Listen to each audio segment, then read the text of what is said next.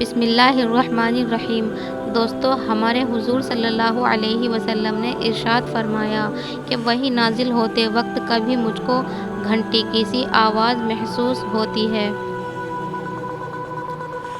اور وحی کی یہ کیفیت مجھ پر بہت شاق گزرتی ہے۔ جب یہ کیفیت ختم ہو جاتی ہے تو میرے دل و دماغ پر اس فرشتے کے ذریعے نازل شدہ وحی محفوظ ہو جاتی ہے،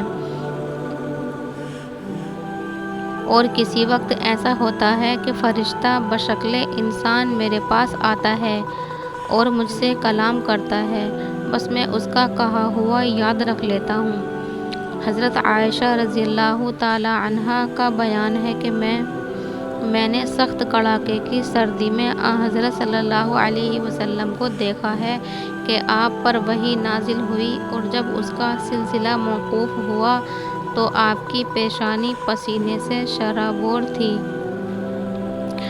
حضرت صلی اللہ علیہ وسلم پر وحی کا ابتدائی دور اچھے سچے پاکیزہ خوابوں سے شروع ہوا۔ آپ خواب میں جو کچھ دیکھتے وہ صبح کی روشنی کی طرح صحیح اور سچا ثابت ہوتا۔ پھر من جانب قدرت آپ تنہائی پسند ہو گئے، اور آپ صلی اللہ علیہ وسلم نے غار حرا میں خلوت نشیں اختیار فرمائی، اور کئی دن اور رات وہاں مسلسل عبادت الہی ذکر و فکر میں مشغول رہتے، جب تک گھر آنے کو دل نہ چاہتا۔ توشہ ہمراہ لیے ہوئے وہاں رہتے۔ توشہ ختم ہونے پر ہی اہلیہ محترمہ حضرت خدیجہ رضی اللہ تعالی عنہا کے پاس تشریف لاتے، اور کچھ توشہ ہمراہ لے کر پھر وہاں جا کر خلوت گزی ہو جاتے۔ یہ طریقہ جاری رہا یہاں تک کہ آپ پر حق منکشف ہو گیا اور آپ غار حرا ہی میں قیام پذیر تھے کہ اچانک حضرت جبرائیل علیہ السلام آپ کے پاس حاضر ہوئے اور کہنے لگے کہ اے محمد پڑھو۔ آپ فرماتے ہیں کہ میں نے کہا میں پڑھنا نہیں جانتا۔ آپ فرماتے ہیں کہ فرشتے نے مجھے پکڑ کر اتنی زور سے بھینچا کہ میری طاقت جواب دے گئی، پھر مجھے چھوڑ کر کہا کہ پڑھو۔ میں نے پھر وہی جواب دیا کہ میں پڑھا ہوا نہیں ہوں۔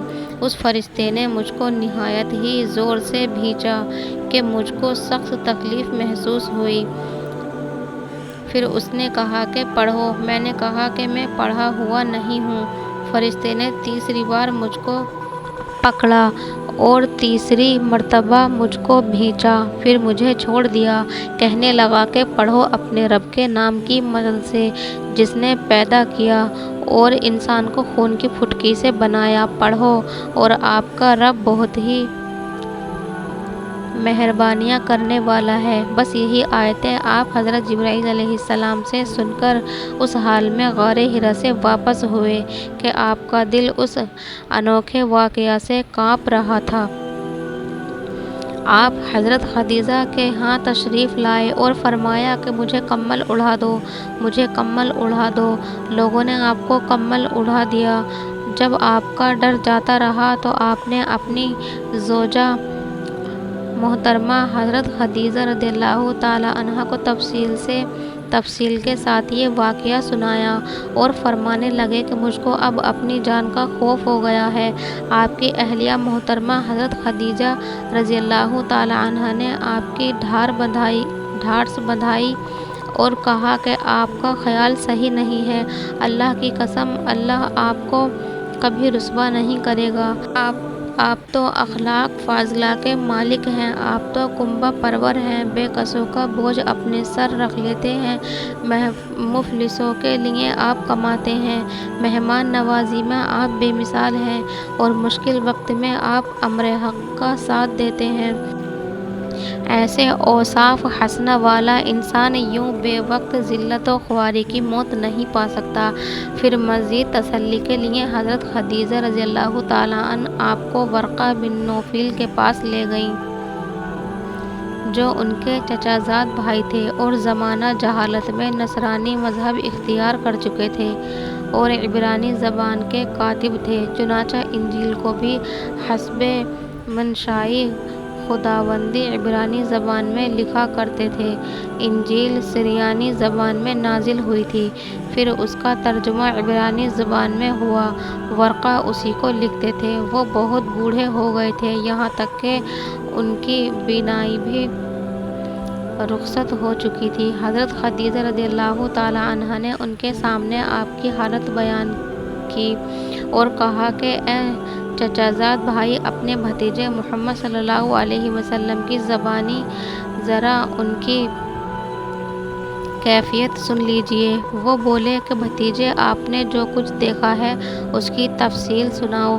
چنانچہ آپ صلی اللہ علیہ وسلم نے از اول تا آخر پورا واقعہ سنایا، جسے سن کر ورقہ بے اختیار ہو کر بول اٹھے کہ یہ تو وہی ناموس معجزہ رازدان فرشتہ ہے جسے اللہ نے حضرت موسیٰ علیہ السلام پر وحی دے کر بھیجا تھا۔ کاش میں آپ کے اس عہد نبوت کے شروع ہونے پر جوان عمر ہوتا۔ کاش میں اس وقت تک زندہ رہتا جب کہ آپ کی قوم آپ کو اس شہر سے نکال دے گی۔ رسول کریم صلی اللہ علیہ وسلم نے یہ سن کر تعجب سے پوچھا کہ کیا وہ لوگ مجھ کو نکال دیں گے؟ حالانکہ میں تو ان میں صادق و امین و مقبول ہوں۔ ورقہ بولا، ہاں یہ سب کچھ سچ ہے، مگر جو شخص بھی آپ کی طرح امر حق لے کر آیا، لوگ اس کے دشمن ہی ہو گئے ہیں۔ اگر مجھے آپ کی نبوت کا وہ زمانہ مل جائے تو میں آپ کی پوری مدد کروں گا۔ مگر ورقہ کچھ دنوں کے بعد انتقال کر گئے۔ پھر کچھ عرصے تک وحی کی آمد موقوف رہی۔